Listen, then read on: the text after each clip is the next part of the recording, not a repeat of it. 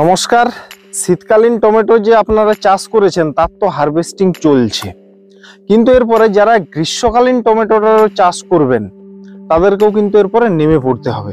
এই জানুয়ারি এবং ফেব্রুয়ারি মাসে আপনাদেরকে দানাটা বপন করতে হবে, চারাটা তৈরি করতে হবে এবং তারপরে মূল জমিতে কিন্তু রোপণ করতে হবে। তো এই গ্রীষ্মকালীন টমেটো আপনারা যে ভ্যারাইটিরই চাষ করবেন, ভারতবর্ষ এবং বাংলাদেশের জন্য বলছি, কয়েকটা বিষয় আপনারা মাথায় রাখবেন। এক নম্বরে যে বিষয়টা মাথায় রাখবেন সেটা হচ্ছে টমেটোর চামড়াটা যেন পুরু হয়।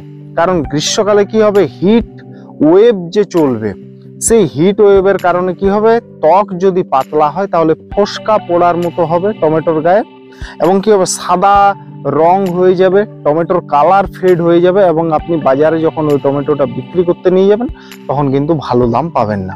তাহলে যেগুলো চামড়া পুরু সেই ধরনের ভ্যারাইটিগুলোই কিন্তু আপনারা সিলেকশন করবেন।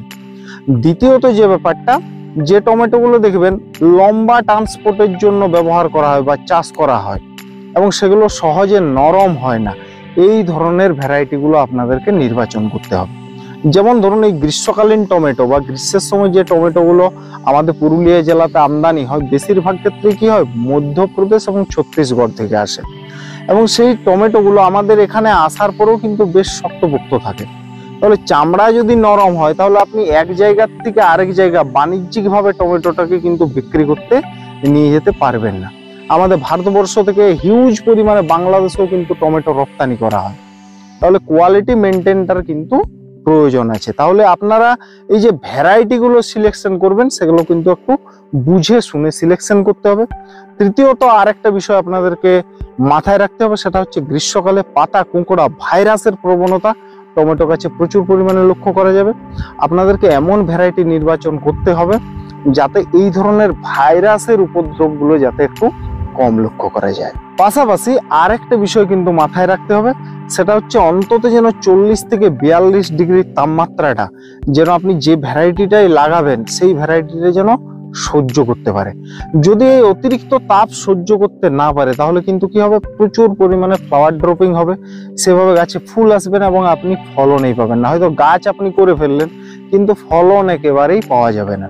এই বিষয়গুলো কিন্তু মাথায় রাখতে হবে যখনই আপনারা গ্রীষ্মকালীন টমেটোর বীজ নির্বাচন করবেন বা ভ্যারাইটি নির্বাচন করবেন, তখন এই বিষয়গুলো অবশ্যই মাথায় রাখুন। এই গ্রীষ্মকালীন টমেটো চাষ শুরু করার আগে আপনাদেরকে কয়েকটা বিষয় মাথায় রাখতে হবে।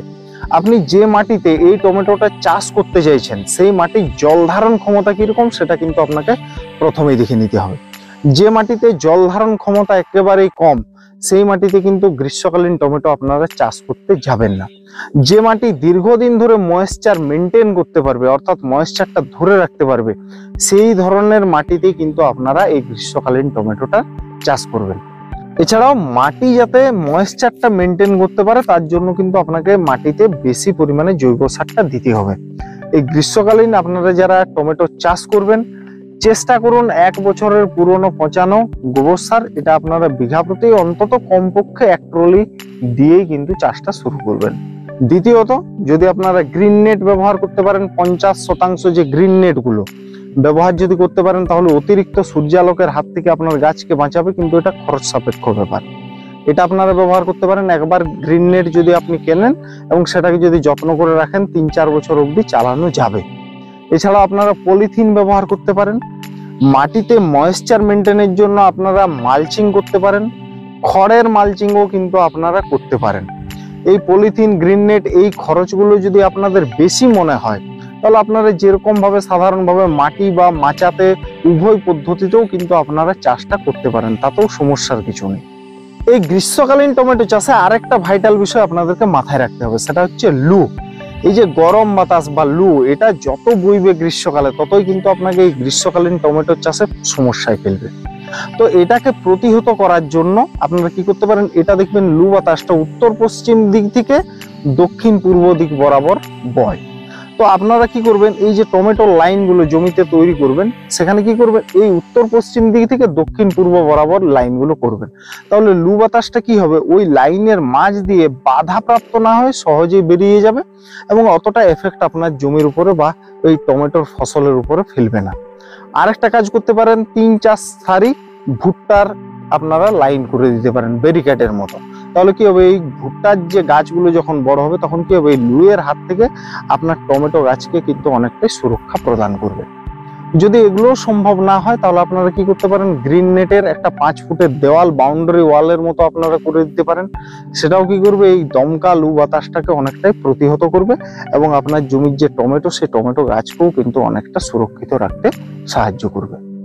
দর্শক বন্ধুরা, আমি এখন যে ভ্যারাইটিগুলো নিয়ে আলোচনা করব ভারতবর্ষ এবং বাংলাদেশের জন্য, এই ভ্যারাইটিগুলো আমি সিলেকশন করেছি কয়েকটা বিষয় মাথায় রেখে। যেমন মোটামুটি এই ধরনের ভ্যারাইটিগুলো আপনারা যদি চাষ করেন, এরা 40 থেকে 42 ডিগ্রি পর্যন্ত তাপমাত্রাটা সহ্য করতে পারে এবং এদের গড় ওজন 80 থেকে 120 গ্রাম মতো, এবং এদের ফার্স্ট হারভেস্টিং আপনার ওই 65-70 দিন থেকে শুরু হয়।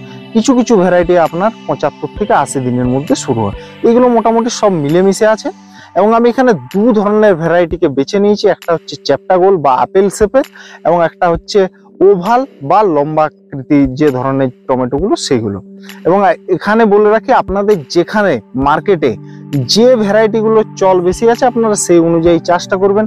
আমার ব্যক্তিগতভাবে বলে রাখি, পুরুলিয়াতে যেন লম্বাটে ভ্যারাইটি গুলোর কোনো চল নেই, এখানে কিন্তু পাইকারি চাহিদা নেই, তাই লম্বাটে ভ্যারাইটি গুলো আমাদের পুরুলিয়াতে সেরকম ভাবে চাষ হয় না। যাই হোক, আমি তাহলে গোল ভ্যারাইটিটা দিয়ে প্রথমে শুরু করছি। আমার প্রথম পছন্দ ভারতবর্ষের জন্য সেটা হচ্ছে সিনজেন্টা কোম্পানি সাহো। এটা সারা বছর ধরে এই টমেটোটা করা যায়, গ্রীষ্মতেও আপনারা করতে পারেন। তবে কি হবে, শীতকালের তুলনায় গ্রীষ্মের তুলনামূলক ফলনটা একটু কম পাওয়া যাবে, কিন্তু ওভারঅল যদি আপনি ফলনের কথা বলেন, গ্রীষ্মকালীন আর 5টা জাত যেরকম ফলন দিয়ে থাকে, এও কিন্তু সেই রকমই ফলন দিয়ে থাকবে। এই ভ্যারাইটিটার যেটা সবচেয়ে বড় প্লাস পয়েন্ট হচ্ছে চামড়াটা বেশ পুরু, এবং এটা যদি আপনার দীর্ঘদিন ধরে ট্রান্সপোর্টে রাখেন এই টমেটোটাকে, হয়তো 5 দিন 6 দিন জার্নির পরে অন্য কোনো একটা জায়গাতে গিয়ে একে রপ্তানি করলেন, এই ধকলটা কিন্তু খুব সুন্দরভাবে সহ্য করতে পারে। এই ভ্যারাইটিটাও আপনারা চাষ করতে পারেন। আর বাংলাদেশের জন্য বলবো ইস্পাহানি কোম্পানির বারিক 4, এই টমেটোটাও কিন্তু আপনারা চাষ করতে পারেন। আরেকটা বিষয় আছে, বর্তমানে এই উইল্টেজ সমস্যাটাকে কাটানোর জন্য কি হচ্ছে, এখন আপনারা দেখবেন গ্রাফটেড চারা পাওয়া যাচ্ছে টমেটোর। এটা মূলত বন বেগুনের সাথে গ্রাফট করে এই চারাগুলো তৈরি করা যাচ্ছে, কিন্তু এটাও যে খুব বলবো যে 100% সাকসেস তাও নয়। ওইরকম ভাবে লাগানোর পরেও উইল্টের সমস্যা লক্ষ্য করা গেছে, বেগুনও লক্ষ্য করা যাচ্ছে এবং টমেটোতেও লক্ষ্য করা যাচ্ছে। তো এই ধরনের এই ভ্যারাইটি গুলোকে নিয়ে এরকম এখন গ্রাফটেড চারাও তৈরি করা হচ্ছে। আপনাদের হাতের কাছে যেটাই পাবেন, আপনারা বীজ থেকে ডাইরেক্ট চারা করেও আপনারা চাষটা করতে পারেন, অথবা আপনারা যদি গ্রাফটেড চারা পান সেই চারাটাও কিন্তু আপনারা জমিতে রোপণ করতে পারেন, কোনো সমস্যা নেই। দ্বিতীয় ভ্যারাইটি হচ্ছে বিএসএফ নুনহেমস কোম্পানির আইরিয়া, বা আপনারা বাংলাতে আর্জিয়াও বলতে পারেন। এটাও কোম্পানি বলছে 45 ডিগ্রি পর্যন্ত এর টেম্পারেচার সহন করার ক্ষমতা রয়েছে। আরেকটা বিষয়, এই যে ভ্যারাইটি গুলো বলছি সবগুলোই মোটামুটি ভাইরাস সহনশীল জাত, মানে পাতা কোঁকড়ানোর যে সমস্যাটা হয় সেই পাতা কোঁকড়ানোটা মোটামুটি সহনশীল জাতগুলোই আমি এখানে আপনাদেরকে বলছি। এই আইরিয়া এই টমেটোটাও গোল শেপের, চামড়াও পুরু এবং ফলনও ভালো পাওয়া যায়। এই টমেটোটাও আপনারা চাষ করে দেখতে পারেন।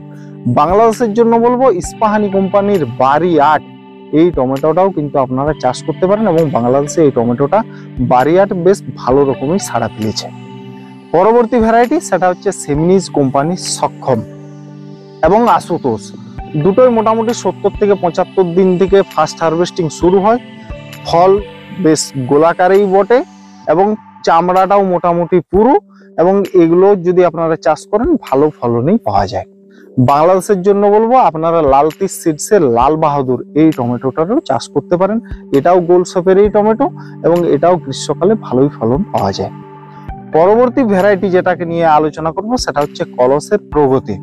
ফল শক্ত হয়, দীর্ঘদিন ধরে ফল দিয়ে যায় এবং গ্রীষ্মকালেও এই টমেটোটার পারফরমেন্স বেশ ভালোই পাওয়া যায়। এবং বাংলাদেশের জন্য বলবো আপনারা অলরাউন্ডার, এই টমেটোটারও কিন্তু গ্রীষ্মকালে চাষ করতে পারেন। পরবর্তী যে ভ্যারাইটিটা বলবো সেটা হচ্ছে সাকাতার রেড পুষ্পক। এটাও একটা গোল ভ্যারাইটি এবং এটা একটা তুলনামূলক একটু আর্লি ভ্যারাইটি বলতে পারেন, কারণ এর ফার্স্ট হারভেস্টিং 60 থেকে 65 দিনের মধ্যেই শুরু হয়ে যায়। তুলনামূলক গাছের মারা যাওয়ার প্রবণতাও এই ভ্যারাইটিতে কম লক্ষ্য করা যায়। চামড়াও পুরো, এই ভ্যারাইটিটাও চাইলে আপনারা চাষ করতে পারেন। এবং বাংলাদেশের জন্য বলবো আপনারা সামার স্টার, এই টমেটোটাও কিন্তু চাষ করে দেখতে পারেন, এরও ফলন বেশ ভালোই পাওয়া যায় গ্রীষ্মে। এরপরে লাস্ট যে ভ্যারাইটিটার কথা বলবো গোল ভ্যারাইটিটাই, এবং আমাদের পুরুলিয়াতেও মোটামুটি এই ভ্যারাইটিটা ভালোই চাষ হয়, সেটা হচ্ছে অঙ্কুশ সিডসের 3689 এই ভ্যারাইটিটা। এটা আপনারা চাষ করতে পারেন। এটাও মোটামুটি একটা আর্লি ভ্যারাইটি, ফার্স্ট হারভেস্টিং মোটামুটি 65-70 দিনের মধ্যেই শুরু হয়ে যায়। গোল শেপের ভ্যারাইটি, চামড়াটাও পুরো, এবং এটাও যদি চাষ করেন এটাতেও ভালো ফলন পাওয়া যায়। এরপরে মোটামুটি আমি আপনাদেরকে যে ভ্যারাইটিগুলো গোল ভ্যারাইটিগুলো সারা ভারতবর্ষ জুড়ে এবং আমাদের পশ্চিমবঙ্গে বেশি পরিমাণে চাষ হয় এবং বাংলাদেশে যে ভ্যারাইটিগুলো বেশি পরিমাণে চাষ হয় সেগুলোর কথা আমি তুলে ধরলাম। এরপরে এখান থেকে আপনাদের পছন্দ মতো আপনারা যে কোনো বীজ নির্বাচন করতে পারেন, অথবা আপনাদের স্থানীয় যদি কোনো ভ্যারাইটি যেটা দীর্ঘদিন ধরে গ্রীষ্মকালে ভালো ফলন দিয়ে আসছে সেই ভ্যারাইটিটাও আপনারা নির্বাচন করতে পারেন। দর্শক বন্ধুরা, আমি এই যে গোল ভ্যারাইটিগুলো নিয়ে আলোচনা করলাম এবং এরপরে আমি যে লম্বা ভ্যারাইটিগুলো নিয়ে আলোচনা করব, এগুলো আপনারা মাটি এবং মাচা উভয় পদ্ধতিতেই চাষ করতে পারবেন। কিন্তু মাটিতে চাষ করলে কি একটা সমস্যা হবে, এগুলো প্রচুর লতানো প্রকৃতির হয় এবং ফলগুলো মাটিতে টাচ করে থাকলে পরবর্তী ক্ষেত্রে যখন আপনি সেচ দেবেন তখন কি হয়, ফলের একটা পচন লক্ষ্য করা যায়, ফল কিছু নষ্ট হয়।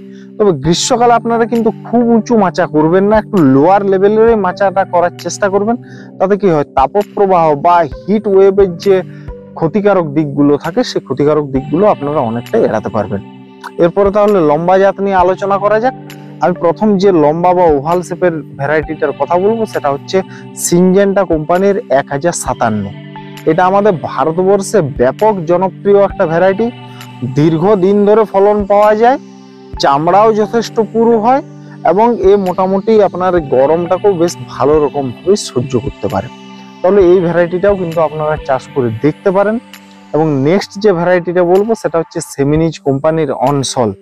এটাও একটা পপুলার ভ্যারাইটি।